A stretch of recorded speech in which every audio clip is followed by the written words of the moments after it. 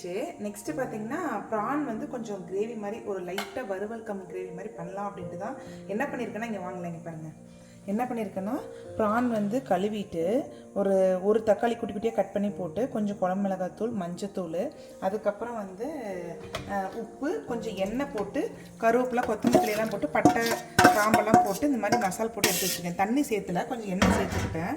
என்ன பண்ணியிருக்கேன்னா, இப்போ தண்ணி இதுக்கு நம்ம ஊற்ற தேவையில்லை, ஏன்னா இதுலேயே கொஞ்சம் தண்ணி விடும். ஸோ அப்படியே குக்கரில் மூடி ஒரு விசில் விட்டோம்னா போதும்.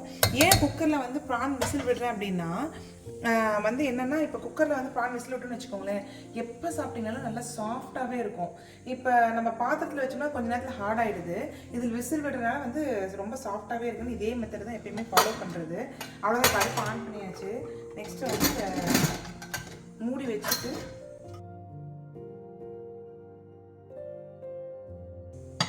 ஒரு விசில் விட்டுக்கலாம். சிக்கன் வந்து ஒரு 1.5 LPக்கு மேலே வரும்னு நினைக்கிறேன். ஒரு சிக்கன் ஹோல் சிக்கன் எடுத்திருக்கேன். இதுக்கு மசாலா என்ன பண்ணணும்னா, ஒரு 4 பல் தேங்காய், அதுக்கப்புறம் பார்த்திங்கன்னா ஒரு 4 கேஷ்யூ, அப்புறம் 1 ஸ்பூன் சோம்பு, கொஞ்சமாக வந்து பட்டை கிராம்பு, அப்புறம் 1 ஸ்பூன் வந்து மிளகு, அப்புறம் குழம்பு மிளகாத்தூள் வந்து எல்லா நான்வெஜ் குழம்புலையுமே போடுவேன். ரொம்ப சூப்பராக இருக்கும், ஹோட்டல் ஸ்டைலில் ஒரு டேஸ்ட்டு. அப்புறம் வந்து மல்லித்தூள் வந்து ஒரு 2 ஸ்பூன் போட்டுக்கிட்டேன். போட்டு நல்லா நைஸாக அரைச்சிடலாம்.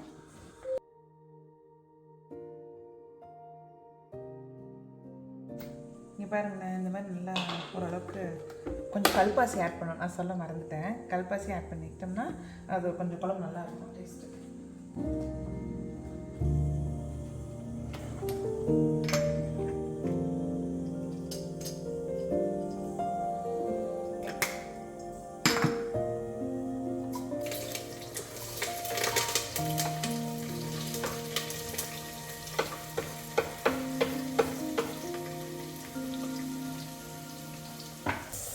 சிக்கன் குழம்பு பார்த்திங்கன்னா, பட்டை கிராம்பு, பிரியாணி இலை, ஏலக்காய் 2 போட்டு நல்லா வந்து தாளிச்சு விட்டுட்டு கொஞ்சமாக வெங்காயம், ஒரு வெங்காயம், பெரிய வெங்காயம் போட்டு கொஞ்சம் கருவேப்பிலையும் போட்டு பச்சை மிளகாய் போட்டு அப்புறம் கொஞ்சமாக இஞ்சி பூண்டு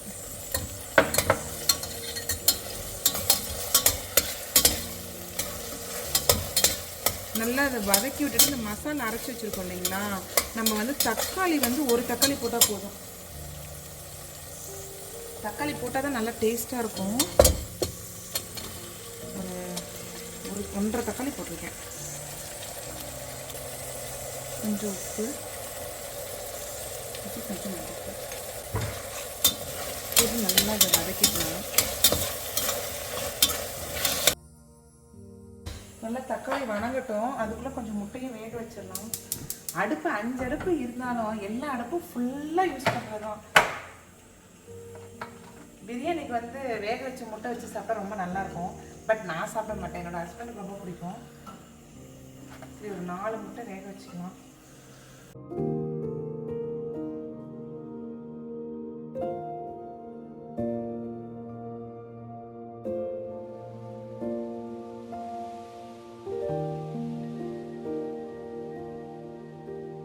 தக்காளி நல்லா வதங்கிடுச்சு. அப்படியே சிக்கனை போட்டுக்கலாம்.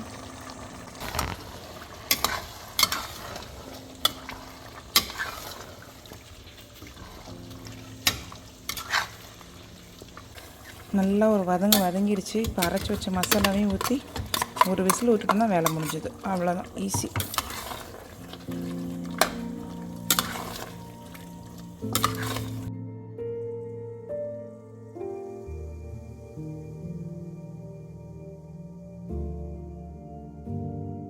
கரெக்டாக இட்லி குழம்பா தான் வைக்கிறேன். ஸோ அதெல்லாம் கொஞ்சம் குழம்பு தண்ணியாக இருந்தாவே நல்லாயிருக்கும்.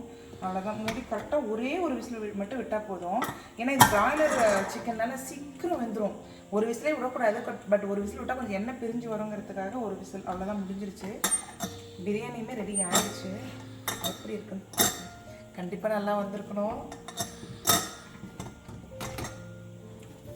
சூப்பர். இங்கே பாருங்கள், மகிழ் வாங்கல, இங்கே பாருங்கள்.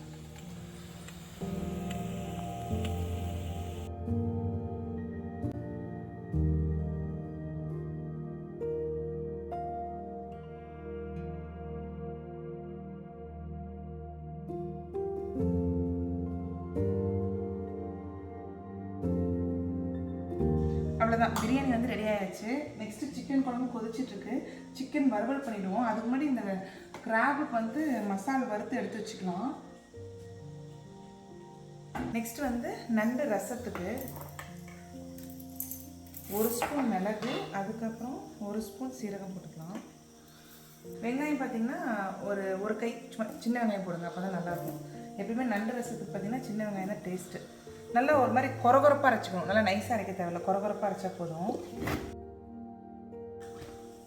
இங்கே பாருங்களேன், இந்தளவுக்கு லைட்டாக கொரன்னு அரைச்சா போதும், ஏன்னா அப்போ தான் அந்த இடித்த டேஸ்ட்டு வரும். குக்கரில் வந்து எண்ணெய் ஊற்றி நல்லா எண்ணெய் காஞ்சதுக்கப்புறம் இந்த அரைச்சி வச்சதை இதில் போட்டுக்கணும். நல்லா இது இடித்த வெங்காயம் வந்து நல்லா இந்த எண்ணெயிலே ஒரு அளவுக்கு வதங்கினா போதும். வெங்காயம் நல்லா வதங்கிடுச்சு. வதங்கினதுக்கப்புறம் இங்கே பாருங்கள், இந்த கிராப் வந்து என்ன பண்ணியிருக்கேன்னா இந்த மாதிரி ஐட்டம்ஸ்லாம் நிறைய போட்டேன். ஏன்னா இது எப்படி சாப்பிட்டாலும் உள்ளே போகும்னு சாப்பிட முடியாது. சூப்பில் விசில் வச்சோம்னா நல்லா இல்லை எசன்ஸ்லாம் இறங்கிடும்ட்டு அது கொஞ்சம் இந்த மாதிரி இருக்கிற ஒரு 4 பீஸு, மொத்தமாக ஒரு 3 கிராப் கிட்டே போட்டிருக்கேன். அது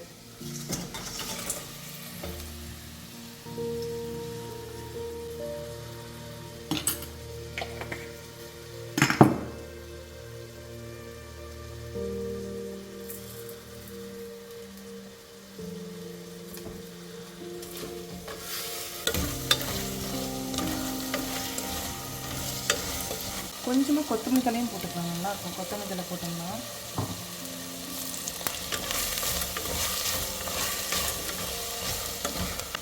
அப்புறம் தக்காளி பார்த்திங்கன்னா ஒரே ஒரு தக்காளி இந்த மாதிரி மிக்சியில் வந்து இப்படி அரைச்சி வச்சுருக்கேன், இதே இதில் ஊற்றிக்கலாம். அப்புறம் தண்ணி வந்து நல்லா கொஞ்சம் ஓரளவுக்கு முழுகிற அளவுக்கு ஊற்றிக்கலாம். எப்படி விசில் விடுறதுனால கொஞ்சம் தண்ணி சேர்த்து ஊற்றிக்கிட்டா நல்லாயிருக்கும். மசால் பார்த்திங்கன்னா கொஞ்சமாக மல்லித்தூள், சும்மா ஒரு லைட்டாக ஒரு சின்ன ஸ்பூனில் 1 ஸ்பூன் போட்டால் போதும்.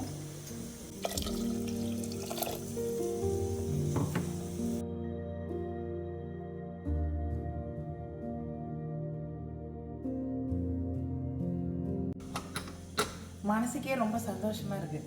ஊர்லேருந்து 5 குக்கர் எடுத்துகிட்டு வந்தேன். இன்றைக்கி வந்து 5 குக்கருமே யூஸ் ஆகிடுச்சு. இதில் நண்டு சூப்பு, இதில் ப்ரானு, அப்புறம் இதில் வந்து சிக்கன் கிரேவி, அதுக்கப்புறம் பார்த்திங்கன்னா ஒன்றில் வந்து மட்டன் பிரியாணி, இன்னொரு குக்கரில் வந்து சாதம் வச்சுருக்கேன், வெள்ளை சாதம் வச்சுருக்கேன். ஸோ இன்றைக்கி இந்த தடவை வந்து 5 குக்கருமே ஊர்லேருந்து எடுத்து வந்து திருப்தியாக யூஸ் பண்ணியாச்சு. ப்ரான்மே விசில் அடங்கிடுச்சு. எப்படி வந்திருக்குன்னு பார்க்கலாம்னுட்டா ஃபஸ்ட் டைம் வேறு பண்ணியிருக்கேன், எப்படி வந்திருக்குன்னு தெரியல. வாவ், இங்கே வாங்க, ஏன் சூப்பராக இருக்குது.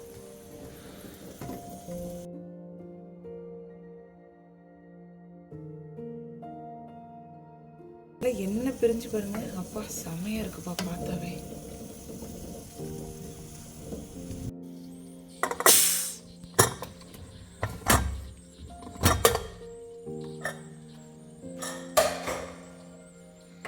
அவ்வளோதான், சிக்கன் குழம்பு சூப்பராக ரெடி ஆயிடுச்சு. கொஞ்சமாக கொத்தமல்லி தழை போட்டுக்கலாம். நல்லா கொஞ்சம் தண்ணியாட்டம் தான் வச்சுருக்கேன், ஏன்னா அந்த இட்லிக்கெல்லாம் கொஞ்சம் தண்ணி குழம்பு இருந்தால் நல்லாயிருக்கும். சூப்பராக வந்துருச்சுப்பா.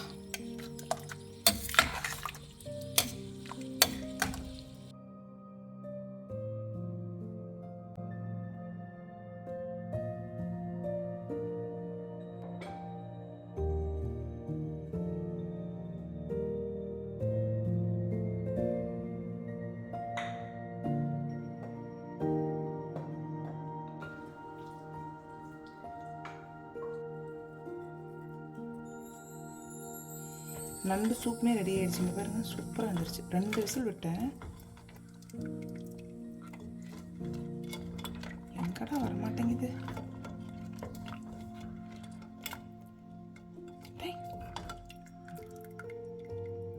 நல்லா சாஃப்டாக வந்துருக்கு.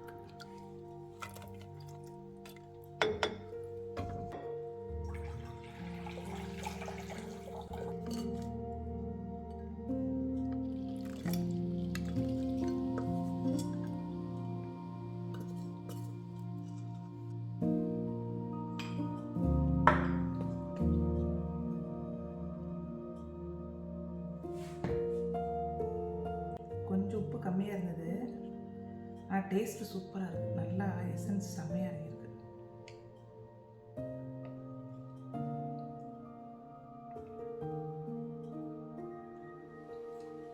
காரம் பர்ஃபெக்டாக இருக்குது. வெறும் மிளகு காரம் மட்டும்தான், வேறு எந்த காரமே போடல. சளி மட்டும் பிடிச்சிருந்தது, சாப்பிட்டோம்னா செம்மையாக கேட்கும். நெக்ஸ்ட்டு வந்து பார்த்திங்கன்னா கிராபு மசாலாவுக்கு கிராபு வந்து ஒரு 1.5 LB கிட்ட எடுத்து வச்சுருக்கேன். அதுக்கப்புறம் பார்த்திங்கன்னா இன்னொரு பாத்திரத்தில் 2 ஸ்பூன் மல்லி, 1 ஸ்பூன் சீரகம், 1 ஸ்பூன் வந்து மிளகு, அதுக்கப்புறம் 3 வரமிளகாய் போட்டு நல்லா வந்து எண்ணெய் ஊற்றாமல் நல்லா வறுத்து எடுத்து நல்லா நைஸாக பொடி பண்ணி எடுத்து வச்சுக்கலாம். இப்போ நல்லா சூப்பராக நைஸாக அரைச்சிருச்சு அந்த மாதிரி.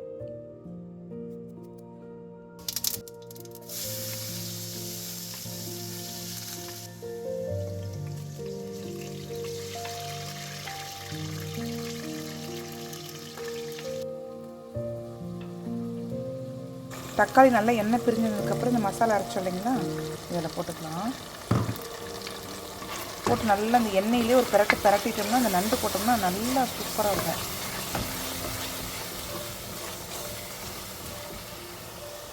தக்காளி நல்லா வெந்துருச்சு. சிக்கனை போட்டு ஒரு பிரட்டி விட்டலாம். அப்படியே சைடில் பார்த்திங்கன்னா நண்டு மசாலாமே சூப்பராக வந்துருச்சு. நண்டை போட்டு அப்படியே கொஞ்சமாக தண்ணி ஊற்றிட்டா அதுவும் முடிஞ்சது வேலை. நல்லா அந்த மசாலாவோட ஒரு பிரட்டிட்டு ஒரு 1/2 கப்பு தண்ணி ஊற்றிட்டே போதும், சீக்கிரம் வந்துடும். நண்டு மட்டும் பார்த்திங்கன்னா ரொம்ப நேரம் ஆகவே ஆகாது, சீக்கிரம் வந்துடும்.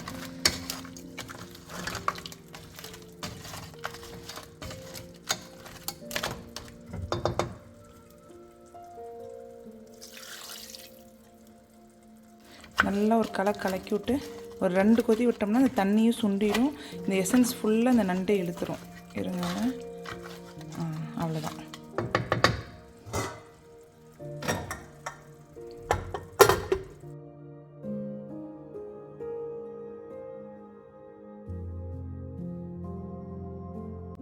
கொஞ்சமாக சில்லி பவுடர், அப்புறம் கொஞ்சம் வந்து மல்லித்தூள், அவ்வளோதான். அப்படியே ஒரு பிரட்டிட்டு தண்ணி ஊற்ற வேண்டாம், ஏன்னா எப்படியும் கறியை கொஞ்சம் தண்ணி விடும். நம்ம அப்படியே ஒரு பிரட்டிட்டு மூடி வச்சோம்னா அவ்வளோ சிக்கன் சீக்கிரம் வெந்துடும்.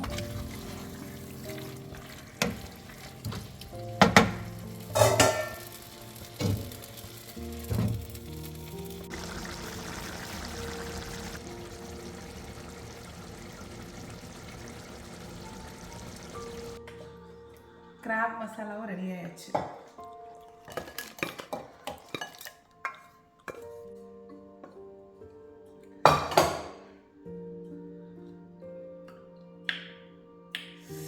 சூப்பராக இருக்கும்.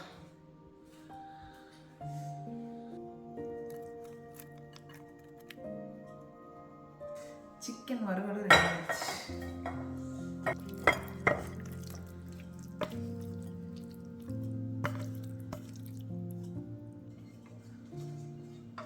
அப்புறம் பார்த்திங்கன்னா சிக்கனுக்கு வந்து கொஞ்சமாக கொத்தமல்லி தழை போட்டு கார்னிஷ் பண்ணிக்கலாம். எங்கள் தோட்டத்தில் வந்து இந்த தடவை ஏகப்பட்ட கொத்தமல்லி தழை இருந்தது.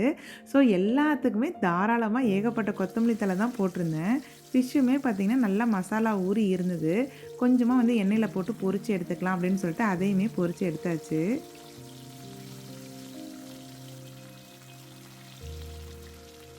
அப்படியே சைடில் மீன் வெந்துட்டுருக்கிறக்க பாத்திரமும் விளக்க ஆரம்பிச்சிடலாம். பாத்திரம் ஏகப்பட்டது சேர்ந்துருச்சு, நிறைய டிஷ் வேறு இன்றைக்கி செஞ்சதுனால. அப்பப்போ சைடில் பாத்திரம் விளக்கிட்டே இருந்தோம்னா கொஞ்சம் வந்து ஈஸியாக இருக்கும். இல்லைன்னா ஒட்டுக்கா ஏகப்பட்ட பாத்திரம் சேர்ந்தும் விளக்கிறதுக்குள்ளே பெரிய வேலையாயிடும்.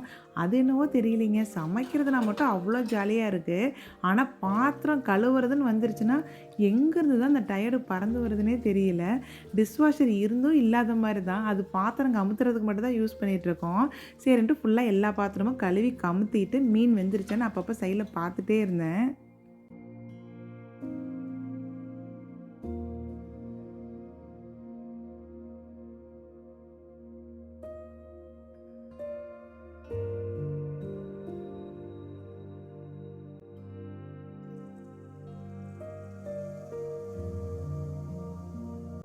அடுத்தது பார்த்திங்கன்னா கொஞ்சமாக ஸ்வீட் செய்யலாம் அப்படின்னு சொல்லிட்டு பைனாப்பிள் கேசரி தான் பண்ணியிருந்தேன். வீட்டில் பார்த்திங்கன்னா ஃப்ரெஷ் பைனாப்பிள் எதுவுமே இல்லை.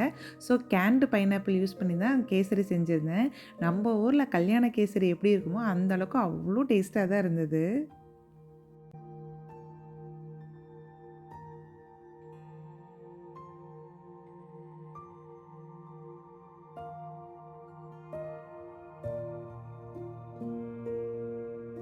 அவ்வளோதான், எல்லா சமையலுமே முடிச்சாச்சு. இன்றைக்கி என்ன ஸ்பெஷல்னு பார்த்தீங்கன்னா பைனாப்பிள் கேசரி, அதுக்கப்புறம் மீன் வறுவல், கோல்டன் பாம்ஃப்ரெட் தான் வாங்கியிருந்தோம்.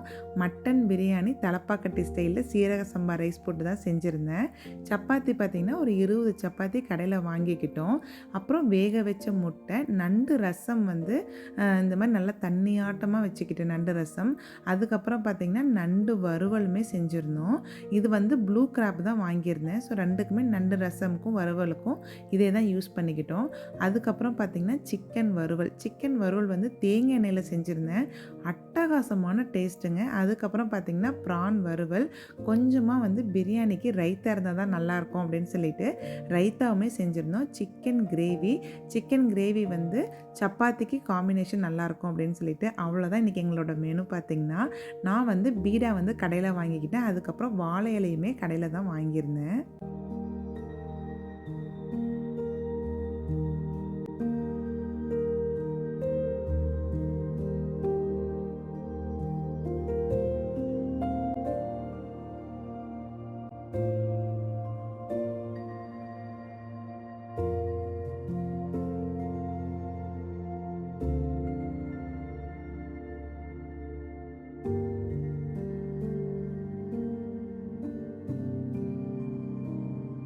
இன்றைக்கி வந்து தலவாழை இலை விருந்து வந்து அட்டகாசமாக ரெடி ஆகிடுச்சு. எல்லா ஐட்டமுமே வாழை இலையில் வச்சோன்னே பார்க்கவே அவ்வளோ ஆசையாக இருந்தது. டேஸ்ட்டுமே பார்த்திங்கன்னா அவ்வளோ சூப்பராக இருந்தது. ஃப்ரெண்டுக்குமே வந்து பார்த்திங்கன்னா ரொம்ப சந்தோஷம், இவ்வளோ செஞ்சுருக்கீங்க, ரொம்ப நல்லா இருக்குது அப்படின்னு சொல்லி பாராட்டிகிட்டே தான் இருந்தாங்க. உங்களுக்கு வந்து என்னோடய விலாக் வந்து பிடிச்சிருந்துன்னா கண்டிப்பாக கமெண்ட் செக்ஷனில் சொல்லுங்கள். நெக்ஸ்ட்டு வந்து ஒரு சூப்பரான வீடியோவில் பார்க்கலாம்.